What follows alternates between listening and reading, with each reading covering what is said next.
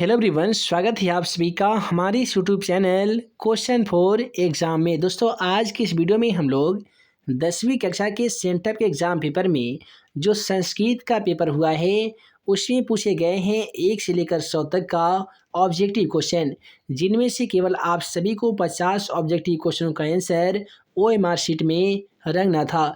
तो आइए बारी बारी से तमाम ऑब्जेक्टिव क्वेश्चनों का आंसर देख लेते हैं जो कि आपके सेंटर के एग्ज़ाम पेपर में पूछे गए हैं। यदि आपका सेंटअप एग्ज़ाम पेपर में संस्कृत का पेपर हो चुका है तो इस वीडियो को देखकर आप अपना आंसर की मिला लीजिएगा। यदि आपका पेपर होना भी बाकी है तो सेम टू सेम यही पेपर आपके भी एग्ज़ाम पेपर पूछे जाने वाले हैं। तो इस वीडियो को शुरू से लेकर अंत तक ज़रूर देखिएगा। यह पेपर जो है ये एग्ज़ाम पेपर का ओरिजिनल पेपर है जो कि सेंटर के एग्ज़ाम पेपर में पूछे गए हैं। तो जल्दी से वीडियो को लाइक कर लीजिए, चैनल पे नए होंगे तो चैनल को सब्सक्राइब कर लीजिए ताकि ऐसे ही आने वाली हर ओरिजिनल पेपर का वीडियो आप सभी को मिल सकें और आप हमारे द्वारा बनाए गए तमाम VVI क्वेश्चन का वीडियो सबसे पहले देख सकें। तो चलिए फ्रेंड्स, बिना समय गवाए पहला सवाल क्वेश्चन नंबर 40 को देख लेते हैं। क्वेश्चन नंबर 40 कहता है कि युवती पद में कौन सा सही स्त्री प्रत्यय हो जाएगा। तो दोस्तों, आप सभी को बता दें कि युवत एक शब्द होता है जिसमें डिस नामक प्रत्यय मिलकर इसे युवती बना देता है। तो युवती में कौन सा स्त्री प्रत्यय हो जाएगा, तो डिस हो जाएगा। उसके बाद में अगला सवाल क्वेश्चन नंबर 41 को देखिए। यहाँ पे क्वेश्चन नंबर 41 कहता है मानव प्लस अत्व से कौन सा सद बनेगा। तो दोस्तों, क्वेश्चन का राइट आंसर ऑप्शन डी हो जाएगा, मानवत्वम बन जाएगा। उसके बाद में अगला सवाल क्वेश्चन नंबर 42 को देख लीजिए कि कौन सा पद मतुप प्रत्यय से बनता है। तो यहाँ पे क्वेश्चन नंबर 42 का राइट आंसर ऑप्शन ए हो जाएगा।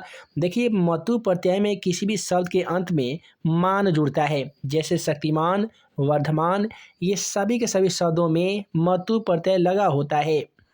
उसके बाद में अगला सवाल कहता है कि आ प्लस गम प्लस लप से कौन सा पद बनेगा। तो दोस्तों, क्वेश्चन नंबर 43 का सही जवाब ऑप्शन बी हो जाएगा, आगतम बनेगा।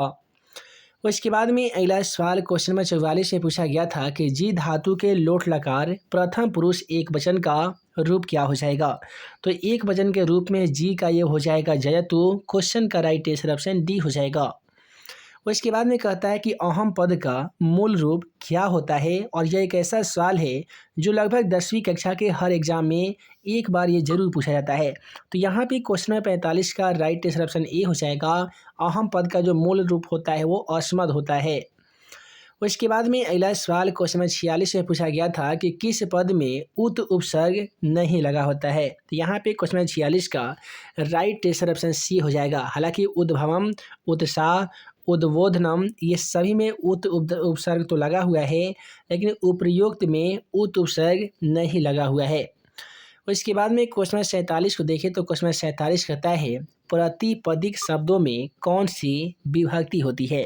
तो यहाँ पे क्वेश्चन नंबर 47 का राइट आंसर ऑप्शन बी हो जाएगा, इसमें प्रथमा विभक्ति होती है। उसके बाद में अगला सवाल क्वेश्चन नंबर 48 को देखिए। कहता है कि दुग्धात नवीनतम जायते वाक्य में दुग्धात पद में पंचमी विभक्ति किस सूत्र के माध्यम से हुई है। तो क्वेश्चन नंबर 48 का राइट आंसर ऑप्शन ए हो जाएगा, जनिकर्तुः प्रकृति। उसके बाद में क्वेश्चन नंबर 49 कहता है कि द्विकर्मक धातुओं के प्रयोग में गौण कर्म से कौन सी विभक्ति होती है। तो क्वेश्चन नंबर 49 का राइट आंसर ऑप्शन ए हो जाएगा जी, द्वितीय विभक्ति होती है। उसके बाद में कहता है कि घोटक तीव्रम धावती, यानी घोड़ा जो होता है वो काफ़ी ही तेज दौड़ता है। वाक्य में तीव्रम पद में द्वितीय विभक्ति किस सूत्र के माध्यम से हुई है। तो क्वेश्चन नंबर 50 का यहाँ पे बिल्कुल राइट आंसर जो हो जाएगा वो क्या होगा जी, तो ऑप्शन डी हो जाएगा, क्रिया विशेषणे द्वितीय। अब चलिए अगला सवाल क्वेश्चन नंबर 51 की ओर बढ़ते हैं। क्वेश्चन नंबर 51 कहता है चार्थे द्वंद्व सूत्र का उदाहरण क्या है। तो क्वेश्चन नंबर 51 का राइट आंसर ऑप्शन बी हो जाएगा, पार्वती परमेश्वरम। उसके बाद में कहता है गंगाया समीपम का समस्त पद क्या हो जाएगा। गंगाया समीपम का जो समस्त पद हो जाएगा वो क्या होगा, तो ये हो जाएगा गंगा तीरम, यानी गंगा के नज़दीक, यानी गंगा के समीप।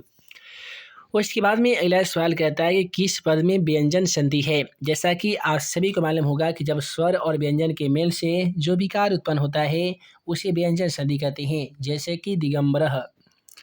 उसके बाद में अगला सवाल कहता है कि नैनम में कौन सा संधि है। देखिए नैनम का संधि विच्छेद करेंगे तो क्या बनाएंगे, ने जुड़ अनम बनाएंगे। तो ने जुड़ अनम ये आपका स्वर संधि होता है। क्वेश्चन का राइट आंसर ऑप्शन ए हो जाएगा। उसके बाद में कहता है कि सदैव में किन वर्णों की संधि होती है। तो देखिए सदैव में सदा जोड़ एव, तो सदा जोड़ एव से कौन कौन सा वर्ण मिला है, सदा यानी आ, एव यानी ए। तो इसमें आ प्लस ए हो जाएगा जो कि ऑप्शन सी में दिया गया है। उसके बाद में क्वेश्चन नंबर 56 को देखिए, आज दुनिया की अनेक राज्यों में परस्पर क्या चल रहा है। तो दोस्तों आपके पाठ्य पुस्तक में बताया गया है कि आज दुनिया के अनेक राज्यों में लगातार शीत युद्ध चल रहा है। यानी शीत युद्ध किसे कहते हैं, 12वीं कक्षा में भी बायोलॉजी में पॉलिटिकल साइंस में पढ़ना है। तो जब दो देशों के बीच में युद्ध की स्थिति लगातार बनी रहती है लेकिन वास्तव में कोई युद्ध नहीं होता है, ऐसे स्थिति को ही शीत युद्ध कहते हैं। और आज पूरे दुनिया में अनेक राज्यों में शीत युद्ध लगातार चल रहा है। उसके बाद में कहता है विध्वंसक अस्त्रों से किसका भय है। तो यहाँ पे क्वेश्चन नंबर 57 का राइट ऑप्शन सी हो जाएगा। बड़े बड़े विध्वंसक अस्त्रों से आखिर मानवता के नाश होने का ही भय है। उसके बाद में क्वेश्चन नंबर 58 कहता है कि कर्ण शक्र को छठी बार क्या देना चाहा। तो क्वेश्चन नंबर 58 का जो बिल्कुल सही जवाब हो जाएगा वह हो जाएगा ऑप्शन बी, यानी अग्निष्टोफलम। उसके बाद में हालांकि अग्निष्टोफलम देते भी हैं तो भी शक्र क्या करते हैं, नेच्छामी कर्ण नेच्छामी, यानी हमें नहीं चाहिए कर्ण, नहीं चाहिए। अगला सवाल क्वेश्चन 59 को देखिए, कहता है कर्णस्य दानवीरता पाठ में भगवान किम इच्छसि किसका कथन है। यानी कर्णस्य दानवीरता पाठ में कहने वाला जो कथन है भगवान किम इच्छसि, यानी भगवान आपको क्या चाहिए, यह कथन कौन बोलता है, तो कर्ण बोलते हैं। क्वेश्चन का राइट आंसर ऑप्शन ए हो जाएगा।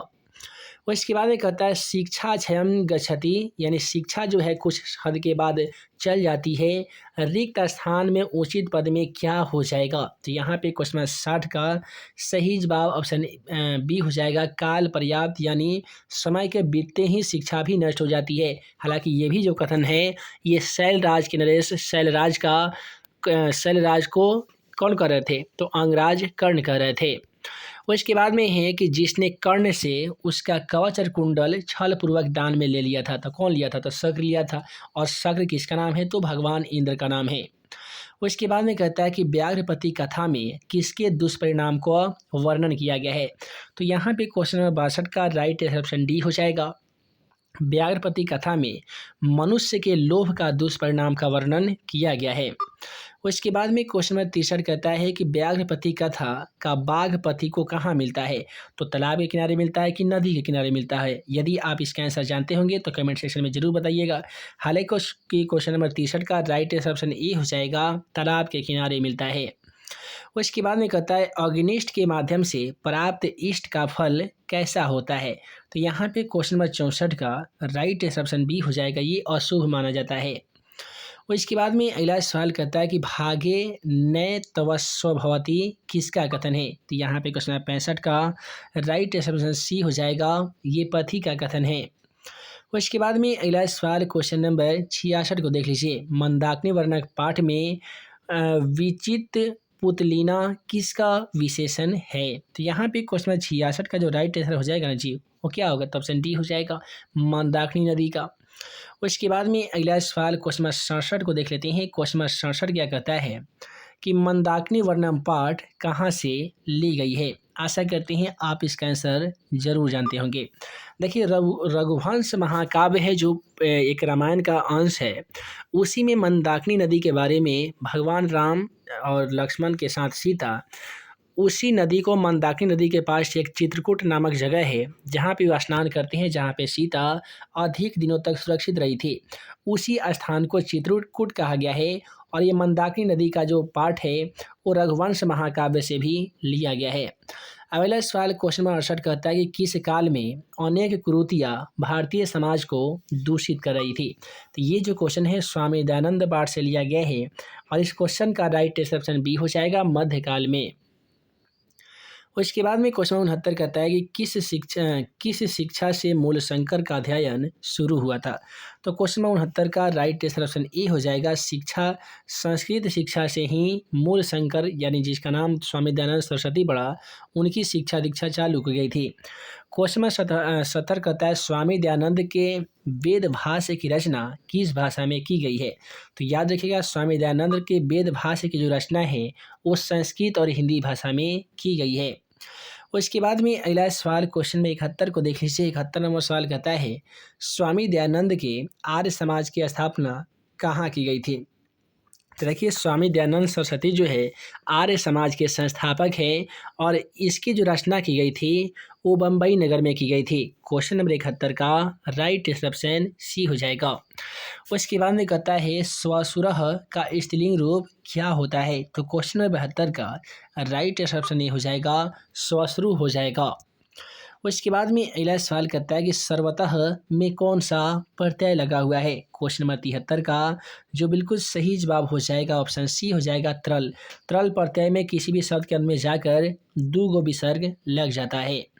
उसके बाद में क्वेश्चन नंबर 74 को देखिए कि सथरी प्रत्यय निम्नलिखित में से कौन सा पद बना है। तो यहाँ पे क्वेश्चन नंबर 74 का जो राइट आंसर हो जाएगा ऑप्शन ए हो जाएगा, गच्छन जो बना है ये सथरी प्रत्यय मिलने के बाद बना है। उसके बाद में कहता है कि पिता किस शब्द का रूप है। तो दोस्तों क्वेश्चन नंबर 75 का जो राइट आंसर हो जाएगा वो हो जाएगा ऑप्शन बी यानी पितरी का। उसके बाद में अगला सवाल क्वेश्चन नंबर 76 को देख लीजिए। दोस्तों क्वेश्चन नंबर 76 में कहता है कि पुल्लिंग आकारांत शब्द निम्नलिखित में से कौन सा है। तो ये चारों ऑप्शनों को देखने के बाद आपको मालूम चलेगा कि इसमें विश्वप्पा एक शब्द दिया गया है। यह एक आकारांत पुल्लिंग शब्द भी है और यही है आपका क्वेश्चन का राइट आंसर। उसके बाद में अगला सवाल क्वेश्चन 77 को देखें तो कहता है वारन जिसको रोकना कहते हैं अर्थ वाले धातुओं के प्रयोग में इच्छित वस्तु में प्रयुक्त कारक कौन सा है। तो देखिए क्वेश्चन नंबर 77 का राइट ऑप्शन बी हो जाएगा जी, करण कारक है।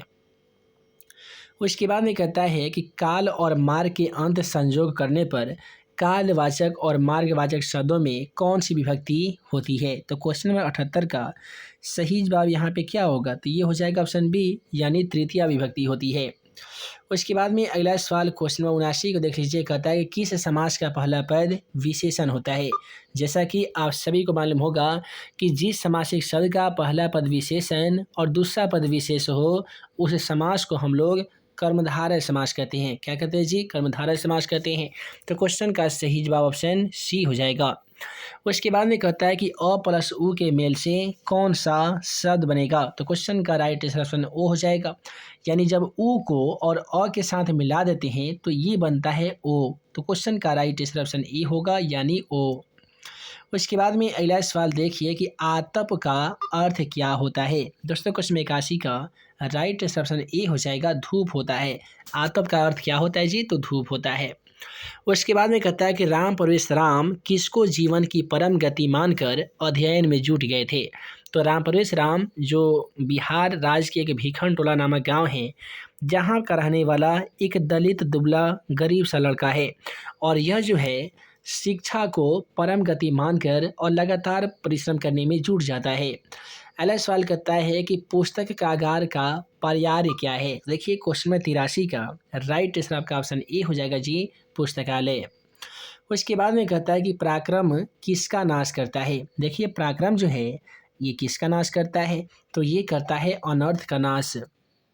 उसके बाद में कहता है धर्म की रक्षा किससे होती है। देखिए धर्म की रक्षा किससे होती है, तो उसमें बताया गया कि सत्येन धर्मो रक्षते, यानी सत्य से धर्म की रक्षा होती है।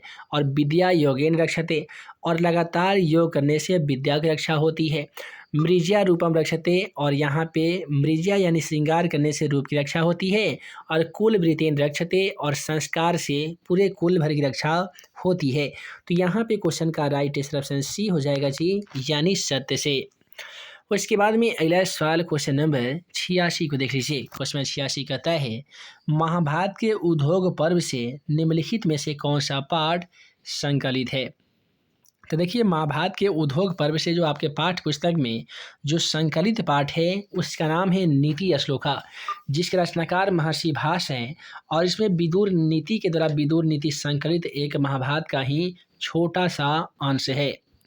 उसके बाद में अगला सवाल क्वेश्चन नंबर 87 कहता है शिक्षा के अंत में गुरु उपदेश देकर शिष्यों को कहाँ भेजे करते थे। तो देखिए क्वेश्चन नंबर 87 का जो राइट आंसर हो जाएगा वो ऑप्शन ए हो जाएगा। शिक्षा के अंत में गुरु उपदेश देकर तमाम स्टूडेंट यानी शिष्यों को अपने अपने घर भेज देते थे। उसके बाद में क्वेश्चन नंबर 88 क्या कहता है कि अग्नि स्थापन कर्मकांड किस संस्कार में होता है। अब देखिए आपको बताना होगा कि अग्नि स्थापन कर्मकांड जो होता है वो किस संस्कार में होता है। तो ये होता है विवाह संस्कार में। और यहीं से मैट्रिक एग्जाम पेपर में एक सवाल ही पूछे गए थे कि सप्तपदी किस संस्कार में होता है। तो ये किस में होता है। तो ये भी होता है विवाह संस्कार में। उसके बाद में कहता है कि मृत्यु के बाद कितने संस्कार होते हैं। ये भी क्वेश्चन आपके पाठ्य पुस्तक भारतीय संस्कार पाठ से लिया गया है। और यहाँ पे क्वेश्चन नंबर 89 का जो राइट आंसर हो जाएगा ऑप्शन बी हो जाएगा। मृत्यु के बाद केवल और केवल एक संस्कार होता है जिसका नाम है अंत्येष्टि संस्कार। उसके बाद में क्वेश्चन नंबर 90 कहता है कि संस्कार कितने हैं। आपके पाठ्य पुस्तक में बताया गया है कि 16 संस्कार भवंती यानी संस्कारों की संख्या 16 होती है। इसीलिए क्वेश्चन नंबर 90 का राइट आंसर ऑप्शन ए हो जाएगा। उसके बाद में अगला सवाल क्वेश्चन नंबर 91 को हम लोग देख लेते हैं। दोस्तों क्वेश्चन नंबर 91 क्या कहता है कि भारत महिमा पाठ में कितने पद हैं। तो देखिए आप सभी यदि भारत महिमा पाठ को पढ़ेंगे तो मालूम होगा कि भारत महिमा पाठ में कुल 5 पद है जिसमें 2 भागवत पुराण और 3 पद विष्णु पुराण से लिया गया है। उसके बाद में अगला सवाल क्वेश्चन नंबर 52 हम लोग 92 को देख रहे हैं। क्वेश्चन नंबर 92 कहता है गिरी प्लस ईसह से कौन सा पद बनेगा। देखिए गिरी प्लस ईसह से जो पद बनेगा जी वो गिरीश बनेगा। क्या बनेगा जी गिरीश बनेगा। तो क्वेश्चन नंबर 92 का राइट आंसर ऑप्शन सी होगा गिरीशः। उसके बाद में अगला सवाल क्वेश्चन नंबर 93 कहता है जगन्नाथः का सही संधि विच्छेद क्या हो जाएगा। तो ये हो जाएगा जगत जोड़नाथः और जगत जोड़नाथा है ऑप्शन डी में। अतः क्वेश्चन नंबर 93 का सही जवाब ऑप्शन डी हो जाएगा। उसके बाद में कहता है कि किस समास के दोनों पद एक ही विभक्ति तथा एक ही वचन की होती है। तो यहाँ पे देखिए क्वेश्चन नंबर 94 का राइट आंसर ऑप्शन बी हो जाएगा। कर्मधारय समास में जो होता है दोनों पद एक ही विभक्ति और एक ही वचन की होती है। यही कारण है कि इसे हम लोग कर्मधारय समास ही कहते हैं। उसके बाद में कहता है कि तपोधनम में कौन सा समास है। देखिए क्वेश्चन नंबर 95 का राइट आंसर ऑप्शन सी होगा। तपोधनम का मतलब होता है कि तप है जो धन यानी तप से जो धन मिलता है तपोधनम कहते हैं। यह एक तत्पुरुष समास है। उसके बाद में क्वेश्चन नंबर 96 को देखिए कहता है प्राचीन कालात का सही विग्रह क्या हो जाएगा। तो क्वेश्चन नंबर 96 का जो राइट आंसर हो जाएगा ऑप्शन ए हो जाएगा। प्राचीन कालात के मतलब होता है कि प्राचीन काल का। तो क्वेश्चन का राइट आंसर ऑप्शन ए हो जाएगा जी प्राचीन कालम। उसके बाद में क्वेश्चन नंबर 97 को हम लोग देख रहे हैं। देखिए क्वेश्चन नंबर 97 में पूछा गया है निरोग में कौन सा उपसर्ग लगा हुआ है। जैसा कि आप सभी को तो मालूम होगा कि उपसर्ग हम लोग उस शब्दांश को कहते हैं जो किसी शब्द के पहले जुड़कर उसका अर्थ बदल देता है। जैसे कि निरोग और निरोग में लगा हुआ है नि उपसर्ग। इसलिए क्वेश्चन का राइट आंसर आपका ऑप्शन ए हो जाएगा। उसके बाद में अगला सवाल क्वेश्चन नंबर 98 को देख लीजिए। क्वेश्चन नंबर 98 कहता है गायत्री में कौन सी धातु लगी हुई है। देखिए क्वेश्चन नंबर 98 का राइट आंसर ऑप्शन बी हो जाएगा। इसमें लगा हुआ है गय धातु। यही कारण है कि क्वेश्चन का राइट आंसर ऑप्शन बी हो जाएगा गय। अब चलिए अगला सवाल क्वेश्चन नंबर 99 को देख लेते हैं। दोस्तों क्वेश्चन नंबर 99 कहता है क्रीडामी किस धातु का रूप है। देखिए क्रीडामी का मतलब होता है कि हम क्रीडामी ठीक है जी मैं खेल रहा हूँ या मैं खेलता हूँ। तो क्रीड का मतलब होता है खेलना। क्रीड एक मूल धातु है और इसी से बनता है क्रीडामी। तो कहता है कि क्रीडामी किस धातु का रूप है। तो क्रीड का हो जाएगा। और इसके बाद में इस वीडियो का अंतिम क्वेश्चन कहता है कि चल प्लस कत्वा से कौन सा पद बनेगा। तो देखिए चल प्लस कत्वा एक प्रत्यय है। तो कत्वा का क्या होता है कि क और आधा त और व लोप हो जाता है और इसमें आधा त व का आवाज जुड़ता है। तो जब चल में कत्वा जुड़ेंगे तो चलितवा हो जाएगा और चलितवा है ऑप्शन ए में दिया हुआ, यही कारण है कि क्वेश्चन का राइट आंसर ऑप्शन ए हो जाएगा। तो दोस्तों आज की इस वीडियो में इस प्रकार से हम लोग सेंट्रल एग्जाम पेपर में संस्कृत का पूछे गए 1 से लेकर 100 तक के 2 वीडियो के माध्यम से तमाम ऑब्जेक्टिव क्वेश्चन का सलूशन कर लिए हैं। आगे आने वाली वीडियो सीरीज में हम आप सभी को बताने वाले हैं 10वीं कक्षा के सेंट्रल के एग्जाम पेपर में पूछे जाने वाले सोशल साइंस का ऑब्जेक्टिव क्वेश्चन का सलूशन, जो कि आपके मैट्रिक एग्जाम पेपर के दृष्टिकोण से भी काफ़ी इम्पोर्टेंट है। और आप भी 10वीं कक्षा 2023 की तैयारी बढ़िया से बढ़िया तरीके से करना चाहते हैं तो हमारे इस YouTube channel math and magic tips को जरूर सब्सक्राइब कीजिए, और साथ ही questionforexam.com पे यदि आप इस वीडियो को देख रहे हैं तो उस चैनल पे भी ज़रूर सब्सक्राइब कीजिए। तो हम जल्द मिलेंगे ऐसे ही 10वीं कक्षा का तमाम सब्जेक्ट का वीवीआई ऑब्जेक्टिव तथा सब्जेक्टिव क्वेश्चन के वीडियो लेक्चर के साथ। तब तक के लिए आप सभी को वीडियो देखने के लिए बहुत बहुत धन्यवाद।